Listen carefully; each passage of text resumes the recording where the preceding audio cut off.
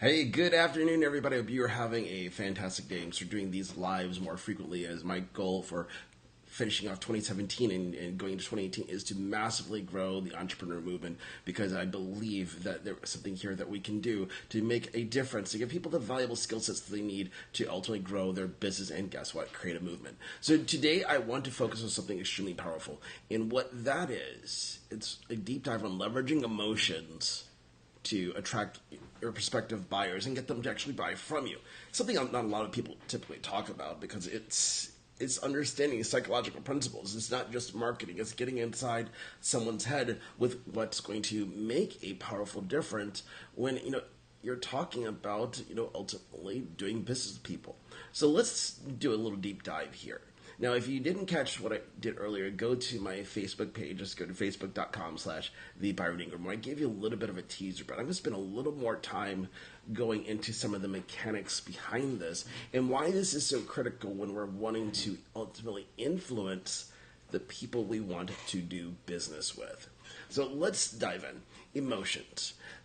They are critical in the buying process because no matter how much we want to say that people are going to buy things logically, they always do it on the emotions that they're feeling. It doesn't matter how old someone is, how smart, how wealthy, how poor, or whatever. Emotions play a role in it. I want you to think for a moment. Think back to the next time or the last time that you went grocery shopping and you saw kids and they were jumping up and down, like yanking at their mommy's arm, like, please, can I get this cereal, blah, blah, blah, blah.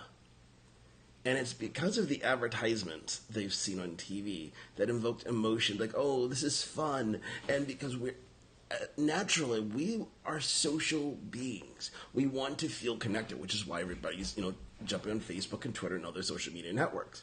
But because of this, at the age, they want to have this interaction, the experience of things, because they see, like, that looks like fun. I want to do it too. And if it means having this cereal means to get that feeling, I want it.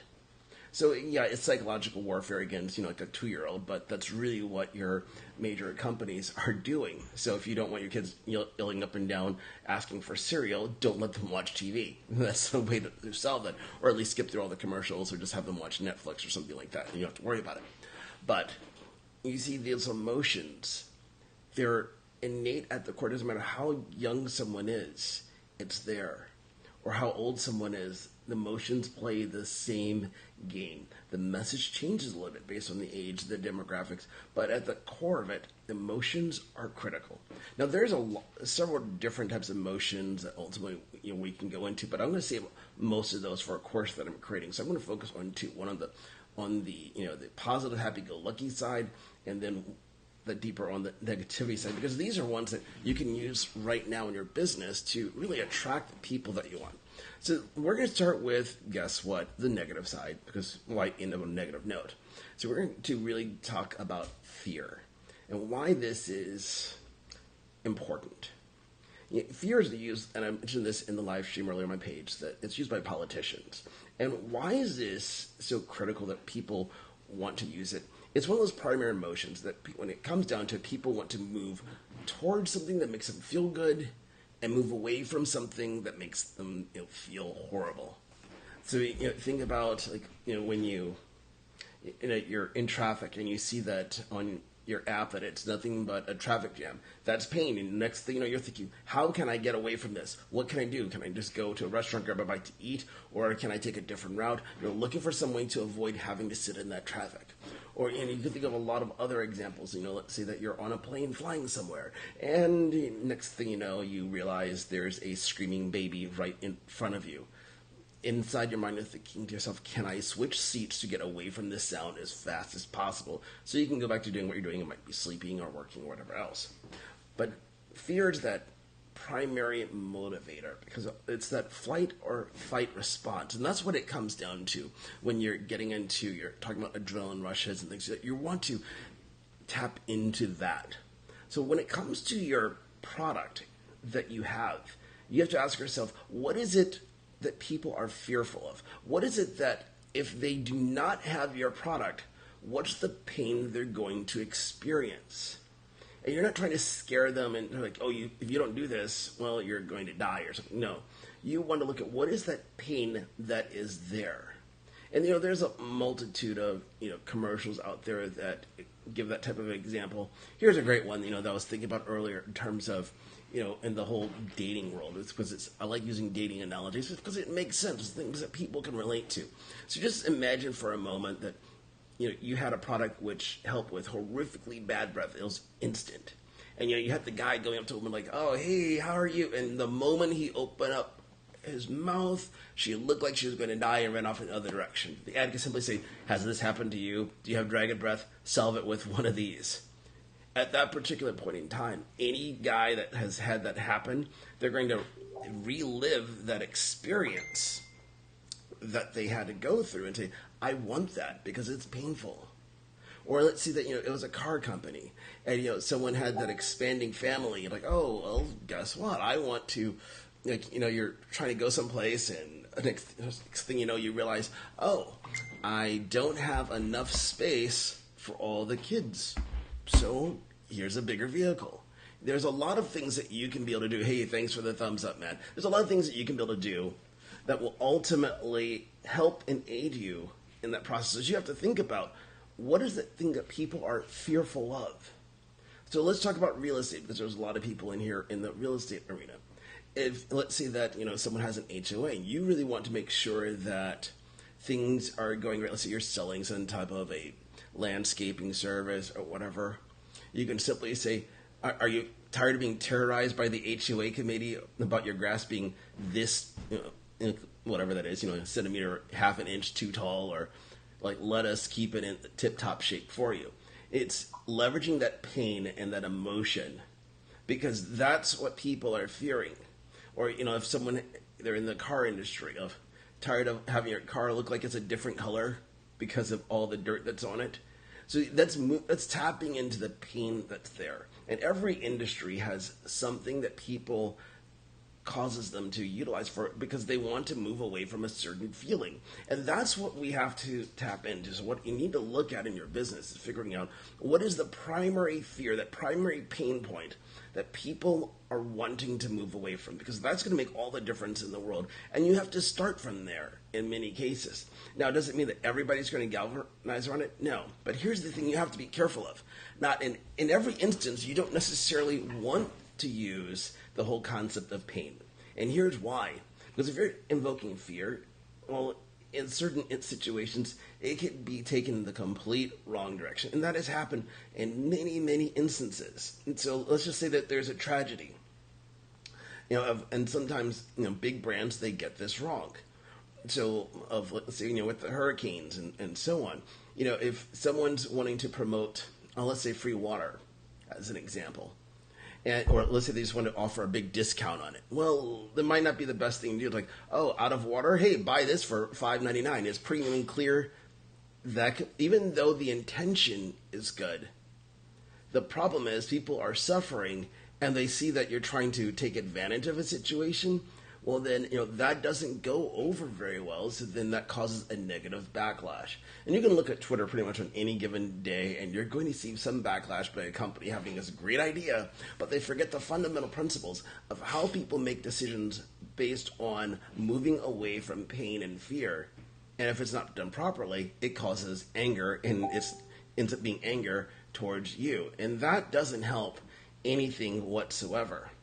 So a great example of how a brand has used, in terms of negativity, in terms of pain, where as when the recent hurricanes, and actually it was a beer company, it was Miller Brewing Company. What they decided to do was they shut down the normal beer production at one of their plants, and then they started producing canned water, and they gave it away. Now you might be thinking, well, what was the benefit of that? Well, for starters, it got them a lot of free publicity because it was all over the news that they did this. And now in terms of the goodwill that you can't buy that type of advertising, is that all these people were suddenly walking around with cans of water from Miller. So in this particular case, now if the people that were there, they were beer drinkers, they're going to be thinking, oh my gosh, One, it solved the problem because they're really thirsty, but the other part is that moving towards pleasure. We'll get to that in a moment. They realize, here's a brand that took care of them. So what are they going to do next? They're going to, guess what? They're probably going to feel obligated to buy Miller beer. So this is an example of how you can leverage addressing a pain point to promote a product. So there's numerous instances, and in future broadcasts, I'm going to highlight and illustrate those as I find them, because I'm going to look out for what are those things that you can be able to use in your business to ultimately promote and grow things. So that's just one thing there. Now let's talk about the whole concept of pleasure, because everybody loves the pleasure types of things. What you need to think about is what is attractive about your product? What is it that people really want? And this is where it gets into, the sexiness of something, how it looks and feels. And you need to think about that aspect of your product or service. What is it that people crave? What is it that they really want it for? What's that one thing, if you said, hey, you had to narrow it down to one word, what is it that people think of when they talk about your business? So here's a great example. I'm going to use Starbucks since they're all over the place. Not everybody likes them, but it really illustrates the point. Most people, they would probably think, oh, there's coffee and things. They're not necessarily the greatest compared to other brands out there. There's a lot of rivalry. But what people can talk about is that there's a sense of connection that, people go there because they can meet people, business takes place. So is that moving towards something? It's the same thing if you think about, with amusement parks like Disney. That's an amazing thing there because of how they position themselves. It's that feel good, like, oh my gosh, everyone feels great when they go there. It's all socially engineered so you feel good, but that is what people feel when they go there because it's pleasurable. It elicits the pleasure responses within the mind of what really makes you go, oh my gosh, I want that hunger, that craving, that salivating. Think about when you go to a restaurant or someplace where you smell a particular food, like, oh my gosh, and you're hungry for that. That's that pleasure sensation. So what you need to think about in that instance is what within your business creates that trigger. Because that makes all the difference in the world when you look at things. Because then you're focused in on, guess what? That. So what you have to do in your business is you ultimately need to test things out. You need to test out the pleasure side and the pain side. Because every audience is going to be different. Some are going to gravitate more towards pain, which is the majority of people, but in some instances, it's going to be pleasure. So you have to ask yourself, before you put out any type of ad, any type of campaign, which is it that's going to be more productive for your business? And in most cases, it's going to be leveraging some type of a pain out there.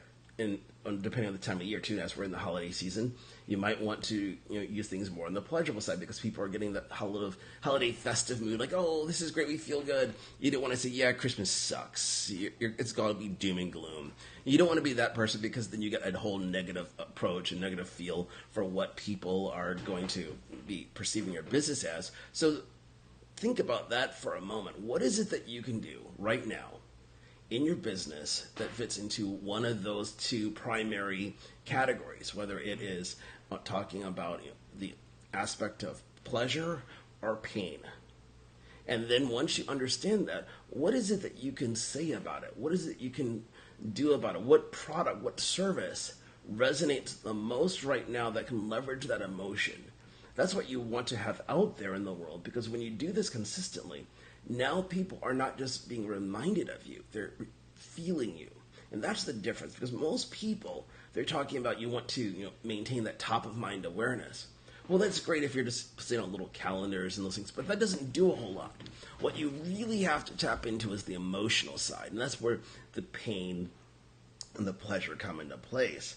Because when there's an emotional trigger, you now immediately jump ahead to the front of the line amongst everybody that's out there, in front of all the competition, because now they remember, like, oh my gosh, they don't know necessarily why they remember about your business, but because you've now attached an emotion to what they are feeling and what they're thinking.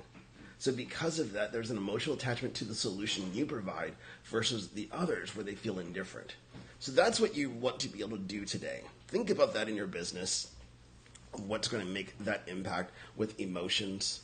So I want you to go out there, look at your business, and figure out what's something you can promote via moving people away from pain and what you can do to move people towards pleasure. because then we're going to talk about in the future how you can truly leverage that in your business. So do me a favor, as we're going this group here. I challenge you to invite 5 people to this group today that can benefit from watching this video. We're going to keep doing these until we hit that number that I want to shoot for, because we're going to keep creating that massive growth. And there'll be incentives in the future as well to make that happen. So go out there and start working your business, because you know what? There's an opportunity out there for everybody to grow and succeed and position themselves going to 2018 to be extremely prosperous. So go out there and have an amazing day.